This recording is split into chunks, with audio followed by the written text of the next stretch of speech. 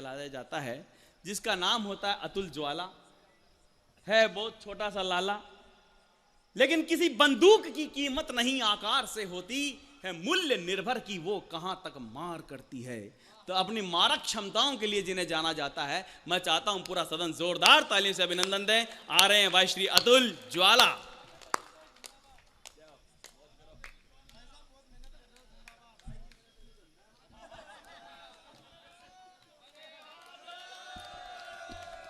सर्वप्रथम माता वाग वागेश्वरी को प्रणाम करता हूं। आप सभी को प्रणाम करता हूं। कवि सम्मेलन तो बहुत अच्छा चल रहा है, देवी तक आया, इधर खड़े होकर उसने क्या प्रेम मोहब्बत का कीर्तन करा। तुमसे मिलने की इच्छा है, तुमसे मिलने की इच्छा है। मंच से उतर के गई है, 15-20 छोरे खड़े पीछे।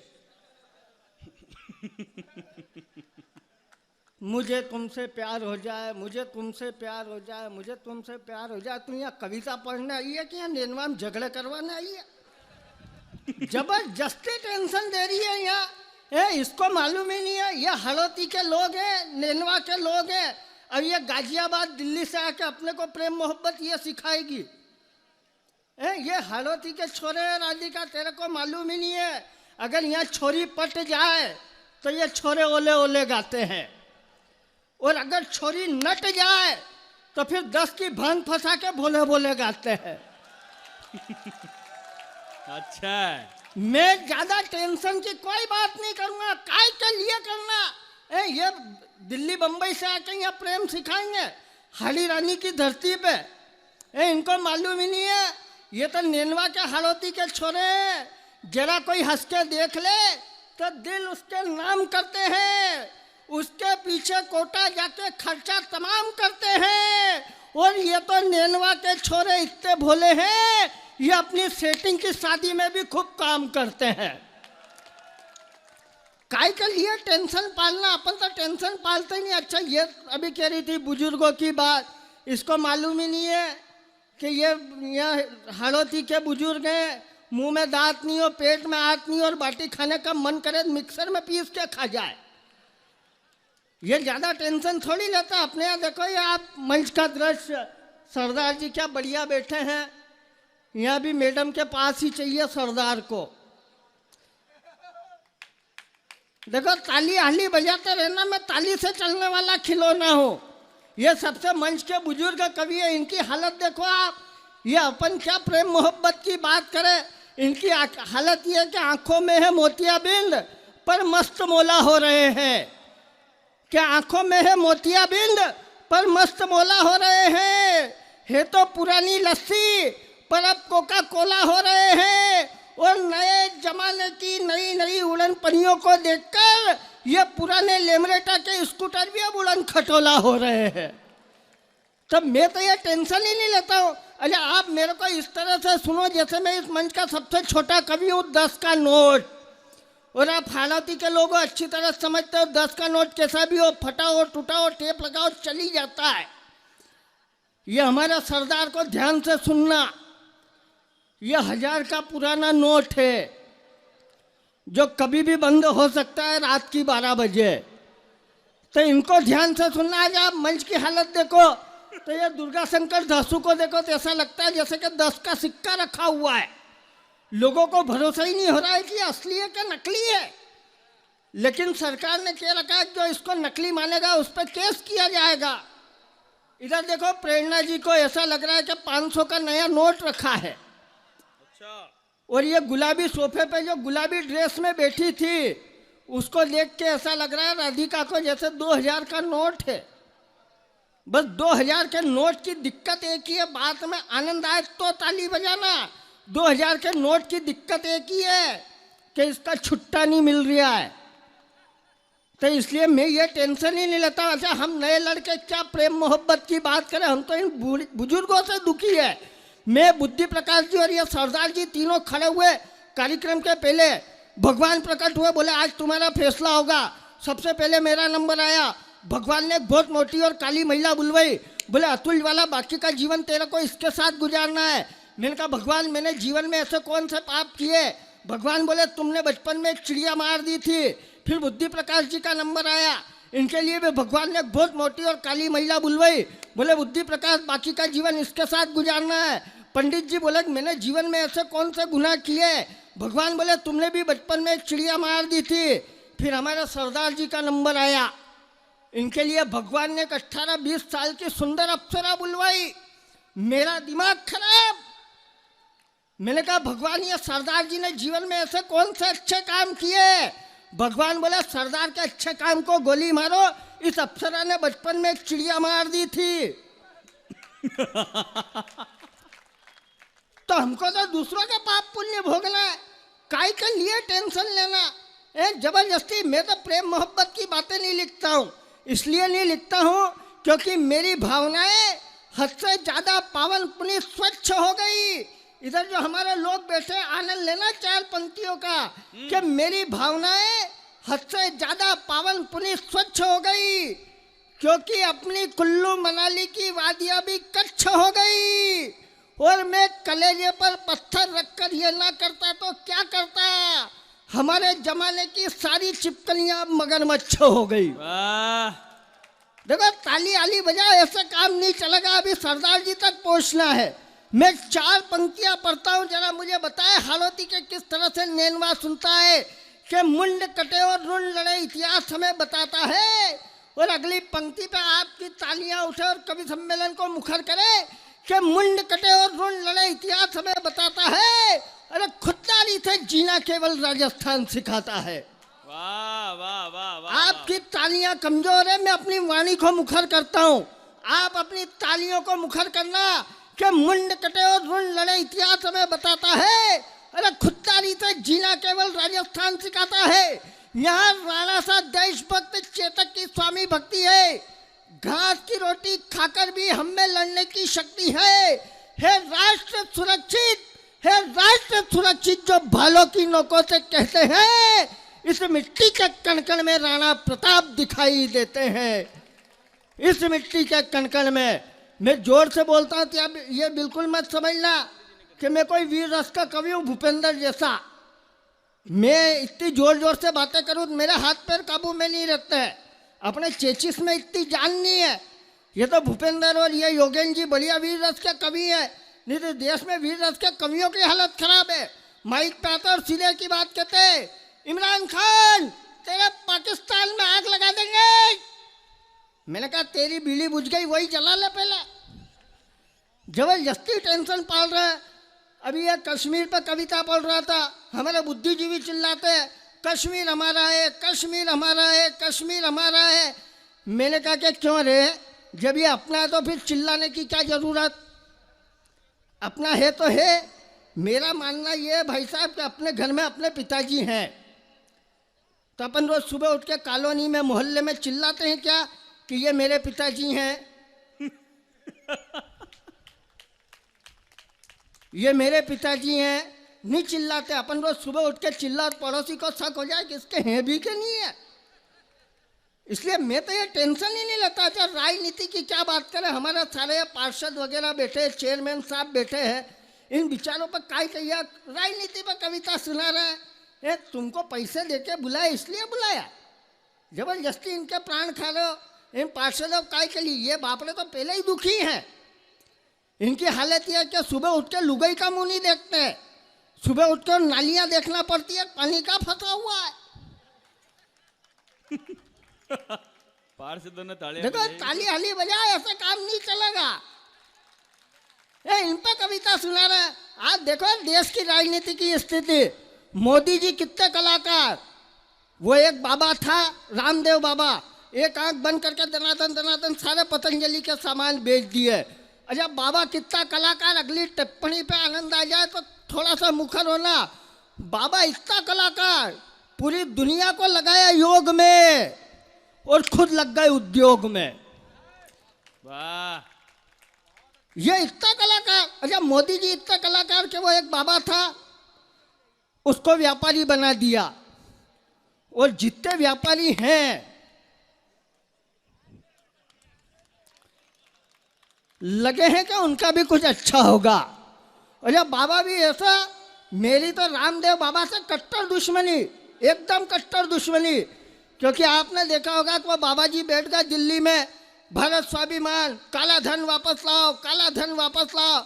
मेरी कट्टर दुश्मनी, क्योंकि आज से 15 साल पहले मैंने लव मैरिज की भाग के, और मेरी पत्नी का कलर एकदम ब्लैक, एकदम काला। और आप विश्वास मानना, मेरे पास जीवन में एकमात्र धन है,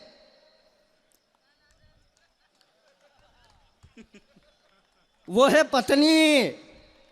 अब बाबा जी दिल्ली में बैठ के चिल्ला रहे, काला धन वापस लाओ, काला धन वापस लाओ। मैंने कहा बाबा जी क्या पिताजी का ही राज चल रहा है जो वापस लाओ? बड़ी मुश्किल से तो इसको भगा के लाया, और आप कह रहे हो वापस लाओ। यहाँ तक थी दुश्मनी। दुश्मनी, कट्टर दुश्मनी क्यों है, तब आनंद लेना। पहले तो बाबा जी कहते रहे काला धन वापस लाओ, काला धन वापस लाओ। बाद में कहने लग गए कि इसको सार्वजनिक करो। इसलिए मैं तो ये टेंशन ही नहीं लेता, ये बड़ा टेंशन पाल रहा है। लोग ताली नहीं बजा रहे, लोग सुन नहीं रहे। अरे नेनवा हालोती में कविता सुनने वाले लोग हैं, कविता के लिए तालियों की जरूरत नहीं होती है। इनको तो रोज का काम है, हर साल कवि सम्मेलन कराते हैं, बड़े बड़े इतने साल से करा रहे। इनको मालूम है कविता कैसे सुनाना है, सुनना है। तुमको मालूम होना चाहिए सुनाना कैसे है? देखो ये तो क्या आदत के मामले होते हैं, और जिसकी जैसी आदत होती है बुद्धि भैया वैसी हो ही जाती है। मैं तो इंदौर में रहता हूँ, मेरे पड़ोस में एक जैन साहब रहते, कपड़े की दुकान, दिन भर कपड़ों का काम करते, थान फाड़ते। आदत पड़ गई, रात की 1:30 बजे वही काम घर पे चालू कर दिया। 1 मीटर, 2 मीटर, 3 मीटर, घर वाली ने एक दी खींच के 1 मीटर 2 मीटर के चक्कर में मेरी पूरी साड़ी फाड़ के रख दी। इधर ये हमारे पुलिस के जवान बैठे हैं, मैं प्रणाम करता हूँ आपको, कितनी बढ़िया पुलिस है, कविता सुन रही है, हमारी व्यवस्था में लगी है इन पर कविता। अच्छा पुलिस वालों की भी स्थिति कैसी, एक टीआई साहब की नौकरी लग गई ट्रैफिक पुलिस में, चौराहे पर खड़ा कर दिया, दिन भर एक ही काम, आने दे आने दे, जाने दे जाने दे, चल लगा साइड में, चल लगा साइड में। अब उनकी आदत पड़ गई, यही काम रात की 1:30 बजे घर पे चालू कर दिया, चल लगा साइड में, चल लगा साइड में। घर वाली ने एक दी खींच के, मैं तो कब से ही साइड में हूं, तू नो एंट्री में घुसा चला रहा है। अब ये माइक बहुत बढ़िया है, माइक वाकई में बहुत अच्छा है, अगले साल का पेमेंट अभी कर दो भले। माइक अच्छा है लेकिन माइक वाला बहुत खराब है, सही कह रहा हूं मैं। आप देखो जो शुरू में आ गए उनको मालूम है, माइक लगाया, जब कार्यक्रम चालू नहीं हुआ उसके घंटे पहले से प्राण पी गया। Hello check, hello check, 1 2 3, hello check. अब ये भैया रोज यही करता है तो इसकी भी आदत पड़ गई। 8 दिन पहले रात की 3 बजे घर पे यही काम चालू कर दिया नींद में, हेलो चेक, हेलो चेक। घर वाली ने एक दिन लात खींच के, खाली चेक ही करेगा क्या प्रोग्राम भी चालू होने देगा? जबरदस्ती टेंशन ले रहे कि गम आंसू खामोशी को शर्मिंदा रखने के लिए, कि गम आंसू खामोशी को शर्मिंदा रखने के लिए। क्या कह रहे, बैठूं क्या? नहीं, इधर से आवाजें ऐसी आ रही है कि गम आंसू खामोशी को शर्मिंदा रखने के लिए कुछ जगह रखिए हंसी का परिंदा रखने के लिए, और उदासी मत सजाइए चेहरे के गुलदान में, हंसी बहुत जरूरी है खुद को जिंदा रखने के लिए। क्या बात है। जरा आपकी तालियां कमजोर है, ये प्राण पी गए। आज देखो 2014 में मोदी जी ने पहला भाषण दिया, न खाऊंगा न खाने दूंगा। दूसरा भाषण दिया, घर घर शौचालय बनवाऊंगा। मैंने कहा प्रभु जब खाओगे नहीं,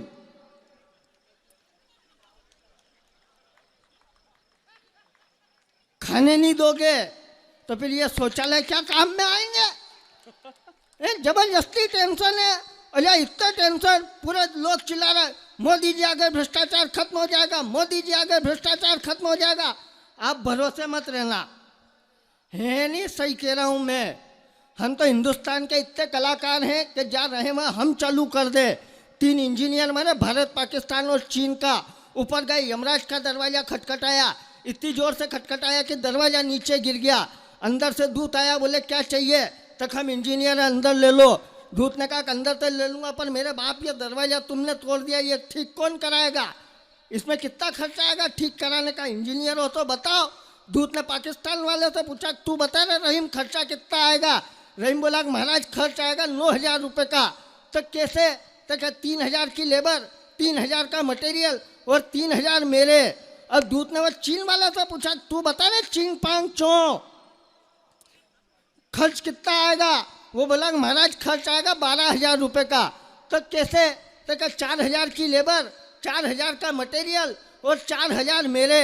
अब अपने भारत का पुरुषोत्तम अपनी मस्ती में ही खड़ा हुआ, उसको कोई लेना देना नहीं कि चल क्या रहा है। दूत ने उससे पूछा, तू बता रहा पुरुषोत्तम खर्चा कितना आएगा? पुरुषोत्तम बोला, देखो महाराज खर्च आएगा 29,000 रुपये का। क्यों भाई 29,000 का कैसे आएगा? तो क्या 10,000 तो तेरे। आपने ताली गलत जगह बजा दी, बात में आनंद आया तो पूरा सदन बजाना।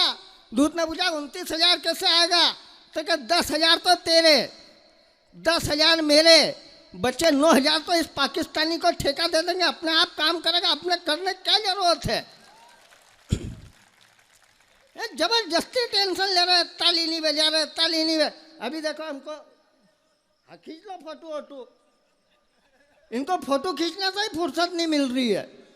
इधर देखो आज सरदार जी क्या बढ़िया बैठे, अभी आएंगे। अरे सरदार जी सबसे भोले, मैं ईश्वर कसम, मैं आज दिल्ली रेलवे स्टेशन पर खड़ा हुआ, सरदार जी और हम साथ में आए। मैं टिकट की लाइन में लगा, 2 आदमी आगे लगे भाई साहब, और इधर यह सरदार जी करे प्रताप फौजदार। पहले आदमी ने पैसे बुलाए कि एक अमृतसर का टिकट दे दो। सरदार का दिमाग खराब हुआ, इन्हें दिया घुमा के भड़। बोले अमृतसर साहेब बोलता, अमृतसर बोलता, अमृतसर साहेब बोल। उसने माफ़ी मांगी, साहब एक अमृतसर साहेब का टिकट दे दो। वो टिकट लेके निकला, पीछे वाले ने देखा कि यार सरदार खतरनाक आदमी है, साहेब नहीं लगाओ तो मारता है। उसने पैसे बुलाया कि भटिंडा साहेब का टिकट दे दो। फिर सरदार जी का दिमाग खराब, फिर दिया है क्या भाई अटिंडा भटिंडा के आगे भी साहेब लगाता है, मतलब अमृतसर साहेब का भी नाम खराब पड़ता है। उसने भी माफ़ी मांगी, वो भी निकल गया, अब नंबर मेरा। मैंने कहा यह सरदार वाकई में खतरनाक आदमी है, साहेब लगाओ तो मारे, नहीं लगाओ तो मारे। मैंने कहा कुछ नहीं, अपन तो अपनी बुद्धि लगा। मैंने पैसे बढ़ाए, मैंने कहा ये सरदार जहाँ का कहे वहाँ का एक टिकट दे दो। तो अपन तो टेंशन ही नहीं लेते, काय के लिए टेंशन लेना। हमारे भाई ने कविता पढ़ी कश्मीर की, एक टिप्पणी और एक 4 पंक्तियां पढ़ता हूँ, समर्थन करना राजस्थान। जब एक फिल्म आई तो इन कवियों को बोलना पड़ता है। एक फिल्म आई कश्मीर फाइल, चाहे वो किसी भी मजहब का, किसी भी धर्म का, किसी भी पार्टी का हो, हर हिंदुस्तानी की आंखें छलक उठी, हर राजस्थानी की आंखें छलक उठी कि हमने 1990 में हमारे भाइयों ने क्या दर्द सहा। लेकिन एक नेता हुआ अरविंद केजरीवाल, जिसने दिल्ली की विधानसभा में खड़े होकर एक ठहाका लगाया। मुझे लगा कि ये उसका ठहाका 130 करोड़ लोगों के आंसुओं पर था, एक एक व्यक्ति, एक एक हिंदुस्तानी के मुंह पर उसका तमाचा था। तब मैंने 4 पंक्तियों में जवाब दिया अरविंद केजरीवाल को, जब पूरा देश रो रहा था और उन आंसुओं पे अगर अरविंद केजरीवाल की हंसी सुनाई दी, तब मैंने 4 पंक्तियों में आपकी तरफ से जवाब दिया। अगर जवाब ठीक हो तो फिर तालियां वो बजाइएगा जो अभी तक इस कवि सम्मेलन में नहीं बजी हो। मैंने कहा क्या संसद में अश्लीलता की नुमाइश लगते हो तुम? क्या संसद में अश्लीलता की नुमाइश लगते हो तुम? किसी तवायफ के ठुमके की फरमाइश लगते हो तुम? और मर्यादा तोड़ हंस दिए देश के आंसुओं पर, तो किसी नाजायज तहजीब की पैदाइश लगते हो तुम,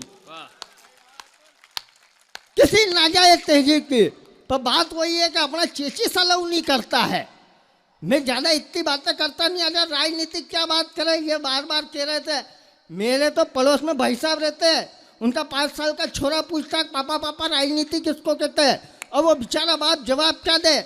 उसने कहा ये देख तेरी माँ, ये है सरकार, मैं पैसे कमा के लाता हूँ इसलिए मैं हूँ अर्थव्यवस्था। लड़का झट से बोला पापा मैं, तो क्या तू है इस देश की जनता, तो साल भर का छोटा भाई है, तो क्या लोकतंत्र, तो क्या अपने घर में नौकरानी काम करती, ये कौन है, तो क्या कर्मचारी, पूरा घर रात की 2 बजे सोया हुआ। उस लड़के को भूख लगी, वो खड़ा हुआ तो उसने देखा कि उसका साल भर का भाई गंदगी करके पड़ा पड़ा जोर जोर से रो रहा है। माँ घोड़े बेचकर सो रही है और रात की 2 बजे बाप नौकरानी के कमरे में घुसा हुआ है। अब आनंद लेना व्यंग का वो लड़का वापस आकर सो गया। सुबह उठकर उसने अपने पिताजी से कहा कि पापा पापा मैं राजनीति सीख गया। बाप को बड़ा आश्चर्य हुआ, 12 घंटे में राजनीति कैसे सीख गया। अब लड़के के जवाब का आनंद लेना। लड़के ने कहा कि पापा इस देश की राजनीति ऐसी हो गई है कि जनता भूख प्यास से दुखी है। कि पापा इस देश की राजनीति ऐसी हो गई है कि जनता भूख प्यास से दुखी है, लोकतंत्र गंदगी में पड़ा हुआ है, सरकार घोड़े बेचकर सो रही है और अर्थव्यवस्था कर्मचारियों का शोषण कर रही है। बस यही इस देश की राजनीति है। वाह वाह वाह वाह। और बात कर रहे हैं पाकिस्तान की, क्या खा के लड़ेगा पाकिस्तान हमसे। राजस्थान की धरती पे एक पंक्ति पढ़ता हूँ, एक खबर आपने पढ़ी होगी पेपर में, पाकिस्तान ने 7 लाख गधे चीन को बेचे तब जाकर पाकिस्तान के सचिवालय का बिल भरा जा सका। जो गधे पालते हैं, गधे बेचते हैं, क्या खाकर लड़ेंगे हमसे। हमारा एक अभिनंदन पकड़ा, 2 दिन में छोड़ना पड़ा। क्यों छोड़ना पड़ा? 4 पंक्तियां सुनना और आनंद लेना कि बारूद के ढेर पर बैठकर आग को संभालते भी कैसे। अब मुझे लगना चाहिए कि नेनवा जिसलिए प्रसिद्ध है कविता के लिए, अगर हालोती में नेनवा में कविता नहीं सुनी जाएगी तो कहाँ जाकर सुनाएंगे। तालियों को मुखर करना क्यों छोड़ दिया कि बारूद के ढेर पर बैठकर आग को संभालते भी कैसे, बिना छोड़े सर आई आफत को टालते भी कैसे। और पाकिस्तान के लोग तो गधे पालने में माहिर है और गधे पालने वाले आखिर शेर को पालते भी कैसे। वाह वाह वाह। अभी भी कुछ लोगों के हाथ खामोश है। मैं 4 पंक्तियां और पढ़ता हूं कि क्यों छोड़ दिया, तालियां खोलिएगा। कि पाकिस्तान तू जाहिल है, गवार है पर बच्चा नहीं लगता। कि पाकिस्तान तू जाहिल है, गवार है पर बच्चा नहीं लगता। हमसे किसी तरह जीत जाएगा, तेरा यह सपना सच्चा नहीं लगता। और हम जानते थे तू हमारे अभिनंदन को 2 दिन में ही छोड़ देगा, क्योंकि भिखारी के कटोरे में कोहिनूर अच्छा नहीं लगता। क्या बात है, वाह वाह। और हम चाहें तो एक राजस्थान की टुकड़ी भरिए पाकिस्तान पर, 24 घंटे में कब्जा कर सकते हैं पाकिस्तान पर। क्यों नहीं कर लेते? क्या है हिंदुस्तान की तासीर? अगर आपकी तासीर पढ़ दूं तो तालियां उठाइएगा कि इमरान खान, हम दुनिया को वसुदेव कुटुंबकम का नारा दिया करते हैं। हम दुनिया को वसुदेव कुटुंबकम का नारा दिया करते हैं। तेरे दिए हर जख्म को बस नजरअंदाज किया करते हैं।